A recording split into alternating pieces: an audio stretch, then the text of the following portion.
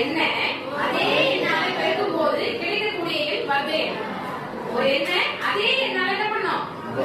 பெருக்கணும். பெருக்கும் போது அதுக்கான விடை வரும் இல்லையா? அதுதான் வர்க்க எண். இப்போ 1 சரியா? 1 வச்சுக்கோங்க. அந்த 1 அதே 1ஆல பெருக்குறோம். ஒரு 1 என்னது? 1. அப்ப 1ஓட வர்க்க எண் என்னது? 1. 2 சரி 2னா 2 அதே 2ஆல பெருக்கு 2 2 அப்ப 2ஓட வர்க்க எண் என்ன? 6. 3 அதே 3ஆல பெருக்கு 9. அப்ப 3ஓட வர்க்க எண் என்ன? 9. இப்போ அந்த ஒரு ஆக்டிவிட்டி பேஸ்ல நம்ம செய்வோம். சரியா? இந்த இதுல வந்து 1 இருந்து 100 வரைக்கும் இருக்க எண்கள் 100 வரைக்கும் இருக்க எண்கள் வர போறீங்க. இப்போ ஒரு நம்பர் சொன்னீங்கன்னா அந்த நம்பரோட வர்க்க எண் என்ன நீங்களே சொல்ல போறீங்க. ஓகேவா? சொல்லலாமா அந்த மாதிரி? இப்போ சைரோஜன் என்ன சொல்றானா, நான் வர்க்க எண் எல்லாமே நான் சொல்றேன் மிஸ் அப்படின்னு சொல்றாங்க. சரியா? கரெக்ட்டா சொல்றானா அப்படி நம்ம செக் பண்ணுவோம். ஓகே இப்போ 6 இன் வர்க்க எண் என்னது? 6.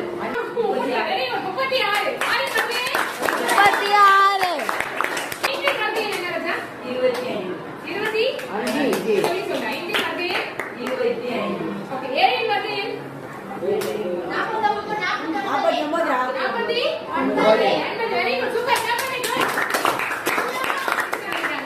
இவங்க என்ன சொல்றனா, நான் சொல்றேன் மிஸ் சொல்லி வந்திருக்காங்க. சரியா? இப்போ 8ஓட வர்க்க எண் என்னடா இருக்கு? 8ஓட வர்க்க எண் 8 இன் வர்க்க எண் 64. Okay very good. 81. Super very good. Clap பண்ணுங்க. நான் என்ன சொல்றேன்னா மிஸ் இதுல இருக்கிற எல்லா வர்க்க எண்ணும் நான் சொல்லுவேன் அப்படின்னு சொல்றேன். சரியா? மொத்தம் 1ல இருந்து 100 வரைக்கும் இருக்கிற எண்கள்ல மொத்தம் எத்தனை வர்க்க எண் இருக்குது? 10.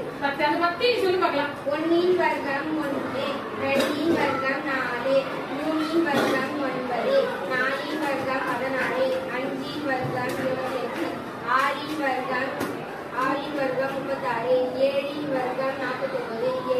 வர்க்கம் 64, 9 இன் வர்க்கம் 81, 10 இன் வர்க்கம் வெரி குட். கிளாப் பண்ணுங்க.